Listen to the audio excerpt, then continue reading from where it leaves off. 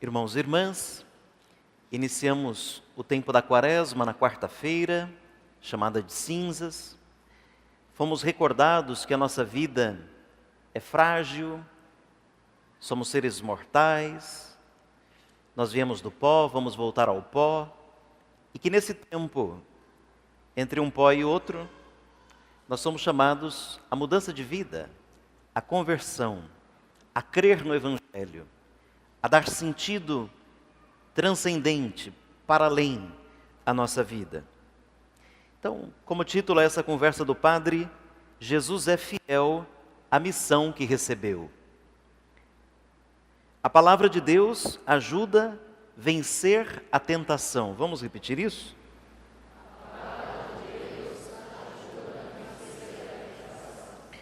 Jesus retirou-se ao deserto para orar e para se preparar para a sua missão. A experiência do deserto revela a fragilidade da nossa vida e da fé. O deserto na Bíblia é sempre um lugar de provação, mas também um lugar de purificação, um lugar de encontro. Costuma acontecer que quando a gente vai a um retiro espiritual, existem momentos de deserto, momentos de silêncio, de reflexão, de meditação. Jesus, no deserto, é tentado, e ele vence com a espada do Espírito todas as tentações. Qual é, uma pergunta e quero resposta, qual é a espada do Espírito com a qual Jesus venceu a tentação ou as tentações? A palavra de Deus. A espada do Espírito é a palavra. Começamos repetindo que a palavra de Deus ajuda a vencer a tentação. A palavra de Deus é a expressão da vontade do Pai. É poderosa para manter o homem na verdadeira vida.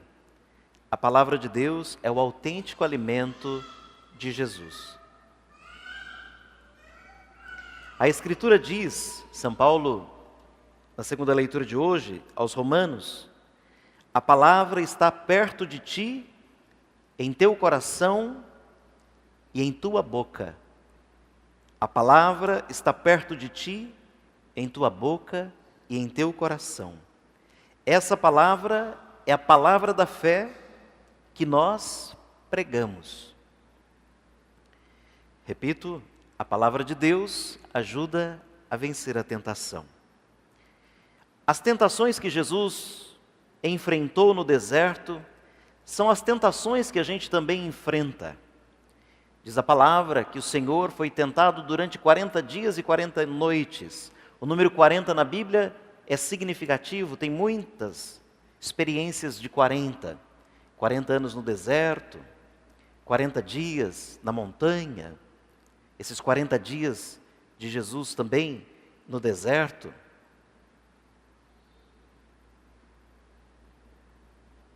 Significando que é a duração de uma vida inteira. Jesus foi tentado a vida toda. E nós somos tentados a vida toda. Pode ser que em algum momento tenha até uma concentração, mas é durante a vida toda que somos tentados. E quais são essas tentações de Jesus que são também as nossas? A tentação da fome simboliza as reivindicações do corpo, a necessidade de segurança e fama, ainda que a gente tenha que pisar no outro, prejudicar o outro para subir na vida. A sede de poder, o temível instinto de dominação.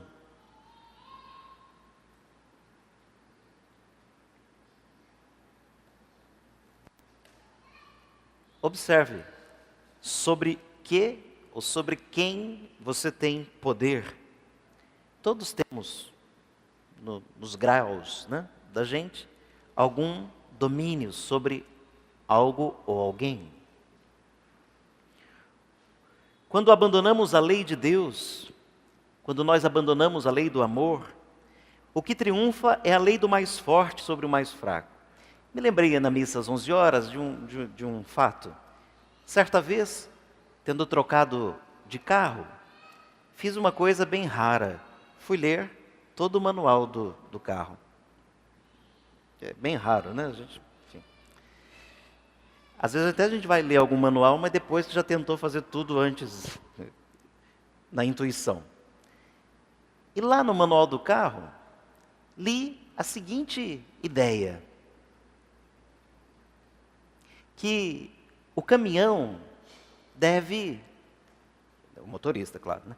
Que o caminhão deve proteger o veículo menor. Então, o caminhão deve proteger o carro. O carro deve proteger a moto, o pedestre, a bicicleta. A moto, o pedestre, a bicicleta, enfim. Quer mais evangelho que isso? O mais forte protege o mais fraco. Olha, onde tinha evangelho? No manual do carro.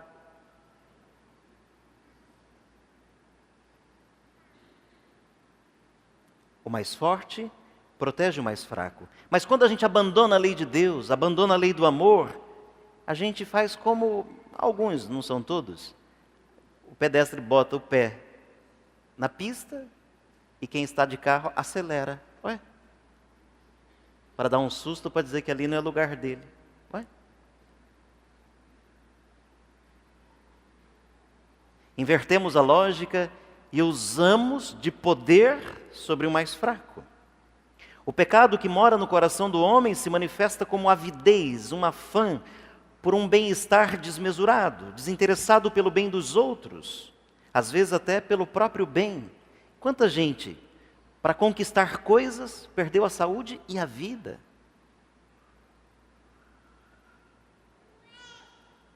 Uma desmesura interior que leva à exploração dos outros, das pessoas, do meio ambiente, uma cobiça insaciável que considera todo desejo como um direito. Vai cedo ou tarde ser destruído, por isso que vive. Então, a palavra de Deus ajuda a vencer a tentação. As tentações de Jesus no deserto são as tentações pelas quais a gente também passa durante a vida. Deus nos acompanha nas tribulações. Deus não quer a gente exposto ao mal. Ele nos dá força para vencer a tentação, para sermos vitoriosos sobre os nossos instintos. Ele não permitirá, de São Paulo aos Coríntios, primeira carta, capítulo 10, Ele não permitirá que sejamos tentados além das nossas forças. E com aprovação, nos dará também a porta de saída delas. Às vezes acontece, gente, primeiro de a gente achar que tentação é pecado. Então, atenção, tentação não é pecado. Alguém vai chegar para o padre e vai confessar, fui tentado. E daí? Se você disser, tentei alguém, pecado seu. Tentei alguém, pecado seu. Fui tentado, sem problemas. Se você caiu na tentação, pecado seu. Cair na tentação, pecado. Ser tentado, não. Não faz sentido, né? Ser tentado é a gente enxergar como sendo um pecado. A grande tentação que a gente vive, passa, é pensar que os resultados dependem apenas da nossa capacidade de planejar e agir. Mas o Senhor disse que sem Ele nós não podemos fazer nada. Então vejam, iniciamos a quaresma, e sei que muita gente faz propósitos quaresmais. Na quarta de cinzas eu já dizia, repito, não adianta propósitos quaresmais, deixar de comer isso, comer aquilo, né? Se você não tiver um propósito de vida. Porque de repente você passa um bocado de dias sem tomar cerveja, você passa um bocado de dias sem comer carne, faz até economia, passa um bocado de dias sem comer chocolate ou fumar, passa um bocado de dias, né, se privando de alguma coisa, mas continua maledicente contra os outros, injustos nos seus negócios. É apenas uma maquiagem. E a quarta de cinzas nos lembrou que a cinza é quem nos marca. A verdade do que somos e não as aparências que gostaríamos que os outros tivessem, a imagem que os outros tivessem da gente. É claro que pode fazer propósitos, né? Mas seria bom verificar se a gente tem uma conduta, uma escolha, uma opção fundamental na vida. Se a gente se deixa guiar pela verdade, pela justiça, pelo amor, ou se a gente vai ao sabor das emoções, no sopro do vento.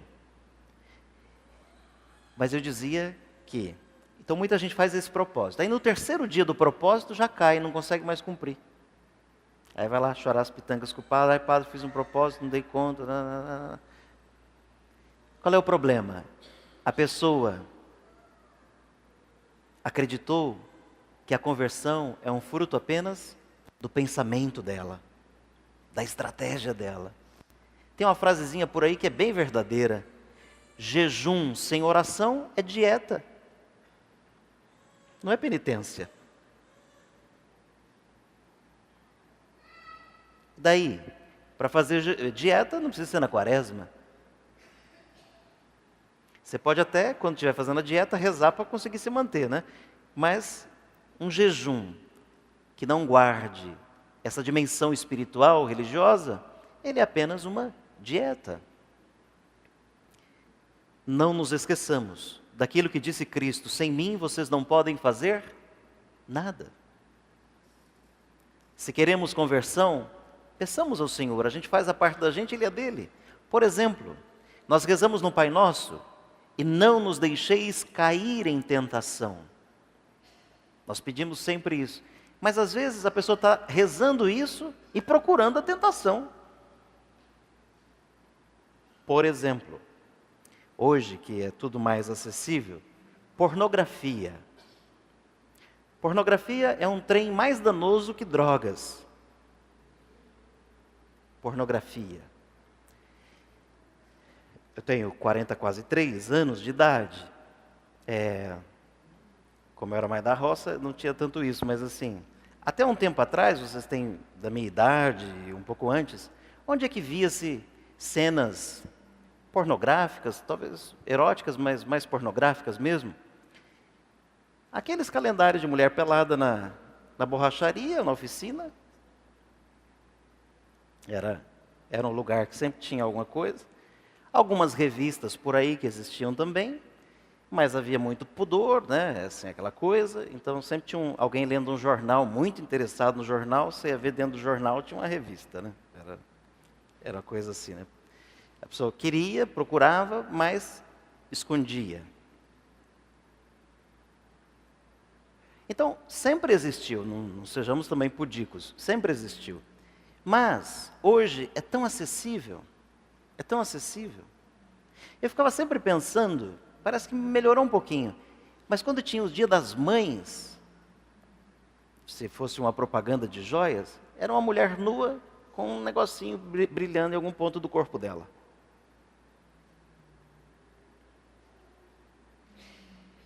Não sei. Não vou nem falar de cerveja, carnaval, essas coisas, porque aí já eu abusaria. O que eu queria dizer é do celular. A internet está muito acessível, muito acessível. Tem gente que diz assim, que está casado, está com problema no casamento, está no namoro, um namoro um pouquinho avançado, mas vive se alimentando de pornografia.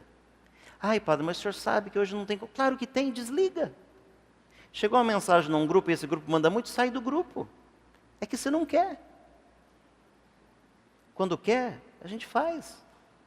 Mas veja, não vejam aqui o padre moralista, não é isso não, gente. É só para dizer que, às vezes, a gente pede para Deus livrar a gente da tentação e a gente está dentro dela, gostando dela e procurando mais. Como é que vai vencer? Se você está dizendo uma coisa da boca para fora para Deus, mas o seu coração e a sua ação está te levando para outro lugar, se Ele respeita a sua liberdade. E daí? Teria outros exemplos, mas vamos parar aqui, né? Eu rezo pedindo que Deus não me deixe cair na tentação, mas preciso verificar se eu não estou procurando a tentação, se eu não estou facilitando. Jesus com o diabo não teve conversa. Um dizia na mentira a palavra e Jesus, na verdade, dizia a palavra, obediente ao Pai. Ele venceu. Não vamos dar trela para quem é mau. Vocês que são pais, talvez os filhos já cresceram, mas não diziam para os filhos, olha, não dá atenção para estranho na rua. Não aceita nada. Não aceita presentinho, não aceita isso, não aceita cá. Se alguém fizer qualquer coisa ou disser, conta para a mãe, conta para o pai, imediatamente. Mas a gente dá muita trela para o inimigo. A gente baixa muita guarda para o tentador. Muito. Muito. Assim nós pedimos. Sabemos que Cristo é quem faz a obra em nós, que sem Ele a gente não pode nada. Pedimos com o salmista, em minhas dores, ó Senhor, permanecei junto de mim. Se Ele não me preservar da tentação, se Ele não me preservar das tribulações, Ele estará comigo. Como reza o Salmo 23, ainda que eu passe pelo vale tenebroso da morte, nenhum mal eu temerei, porque o Senhor está comigo. Aí a gente vem aqui na missa, diz com força que o Senhor está no meio de nós. E na hora da vida, no pega para capar, parece que a gente esquece. E é lá que a gente precisa se lembrar. Último ponto da minha conversa. É a hora da conversão. Hoje somos chamados à conversão, entendida como metanoia, uma palavra talvez pouco comum, metanoia. Vamos repetir? Metanoia é mudança de mentalidade. Eu não vou falar só coisas que agradam o outro, eu vou, de fato, permitir que Deus me mude o jeito de ver a vida, de pensar a vida, pensar as coisas. É uma mudança do coração. Eu gosto sempre de citar a frase da música, né? Tem gente que nunca chega na metanoia, né? Fica na ideia do mudei minha cara, mas por dentro eu não mudo, né? Muda alguma aparência, muda algum comportamento pequeno externo para não mudar o mais importante, o interior.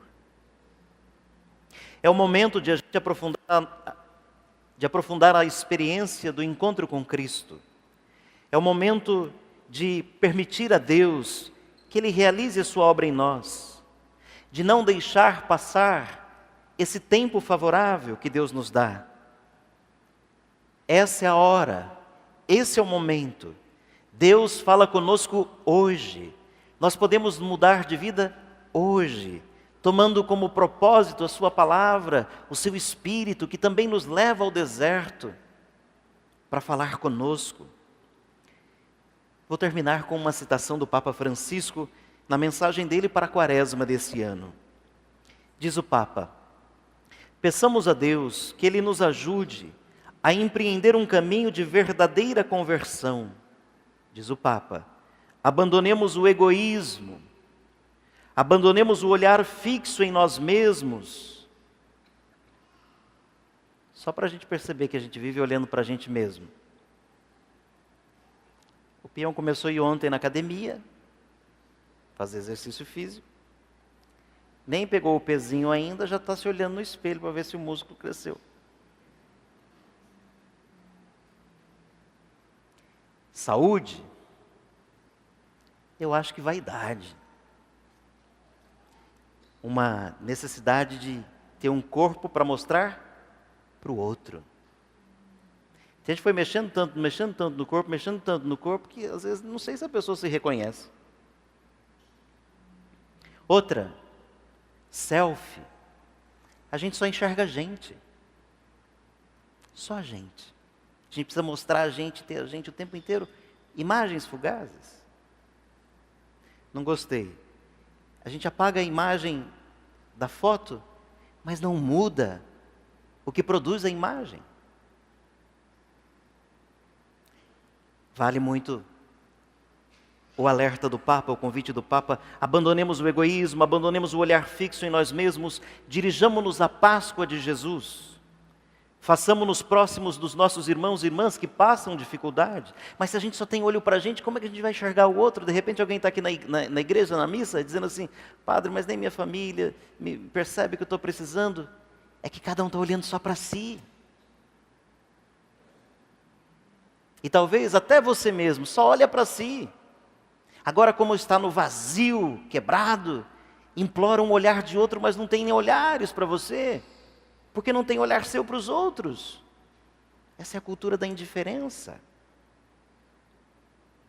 Do cada um por si, se Deus quiser, que Ele seja por todos.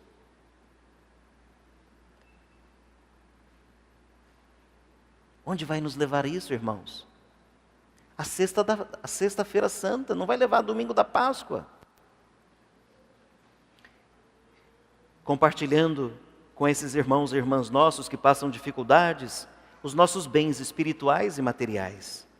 Assim, acolhendo no concreto de nossa vida a vitória de Cristo sobre o pecado e a morte, atrairemos a sua força transformadora também sobre toda a criação. A mudança que eu quero no mundo começa no meu coração. Começa na minha casa. Tem um provérbio chinês que diz assim: quando você estiver disposto, interessado em mudar o mundo, dê 3 voltas na sua casa. Ali talvez seja o primeiro lugar para mudar o mundo. Louvado seja nosso Senhor Jesus Cristo.